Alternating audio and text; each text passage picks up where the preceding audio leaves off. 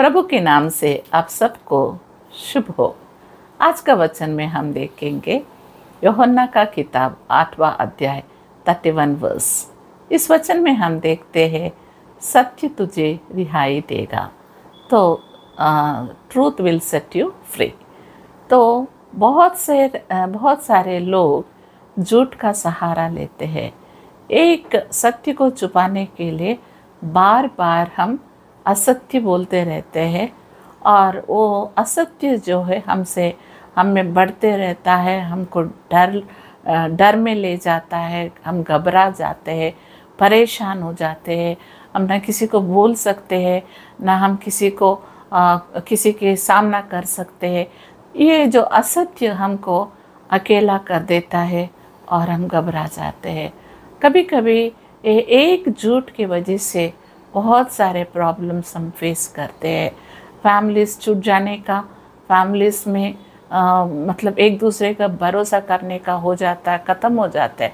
आदमी औरत के बीच में भरोसा चले जाता है और बच्चों के बीच में, माँ बाप के बीच में एक सच्चाई नहीं रहने से एक दूसरे को भरोसा नहीं कर पाते। और इसी प्रकार अगर हम किसी भी काम करते हैं, वहाँ पर भी अगर हम असत्य बोलते हैं या झूठ बोल के, वो समय तो हम छुटकारा पाएंगे, लेकिन बाद में उसका हम पर कोई भी अगर सच बोलने से भी हमारा कोई मदद नहीं कर सकेगा।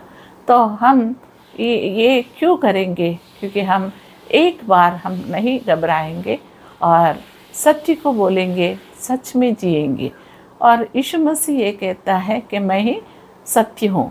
और बहुत सारे लोग पूछते हैं कि हमको सत्य के मार्ग में चला और उजाले में चला, क्योंकि हम असत्य में जीना नहीं चाहते। ये असत्य का जो लास्ट डेस्टिनी जो है हेल है, और सत्य का जो लास्ट डेस्टिनी जो है हेवन है।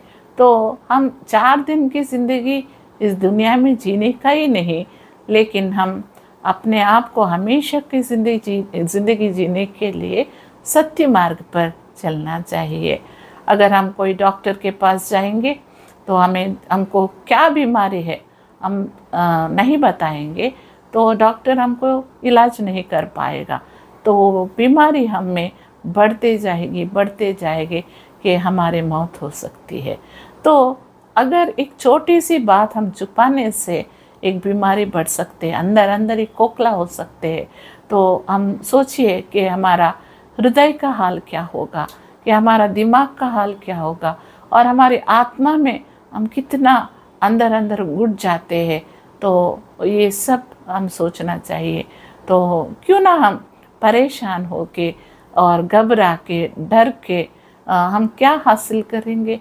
हम कुछ भी हासिल नहीं कर पाएंगे, क्योंकि सभी किसी न किसी प्रकार के कमज़ोरियाँ रहते हैं, झूठ बोलते हैं। लेकिन हम अपने आप को सच बोल के, माफ़ी मांग के एक नई ज़िंदगी शुरू कर सकते हैं, क्योंकि खुदा हमको प्यार करता है और वो हमें अच्छे रास्ते में चलाना चाहता है। और ये शरीर के बारे में ही नहीं, और सच जानने के लिए हमारा दिमाग लड़ाना ही नहीं, लेकिन हम ये भी सोचेंगे कि हमारी आत्मा कहाँ जाएगी। अगर ये 70-100 ईयर्स के लिए ये धरती पे रहेंगे, लेकिन हम मरने के बाद हम कहाँ पर जाएंगे? सत्य जो है अपने को हेवन में लेके जाएगा, अच्छी जगह पे ले जाएगा, अनंत जीवन देगा, खुशी देगा, हमारे आंसुओं को पोंछ देगा, हमारे गलतियों को माफ़ करेगा। इसीलिए यीशु मसीह इस दुनिया में आया है। अगर हम सच का सहारा लेंगे, हम जीवित रहेंगे। अगर आप असत्य का सहारा लेंगे, हम दिन इस दुनिया में जी के भी मरे जैसा ज़िंदगी जीते हैं, और हमारा लास्ट डेस्टिनी कहाँ है हमें कुछ भी नहीं पता। क्यों ना हम प्रभु के पास आए और हमारे गुनाहों को माफ़ी मांगे, सत्य मार्ग में चले, शांति से रहे, खुश रहे।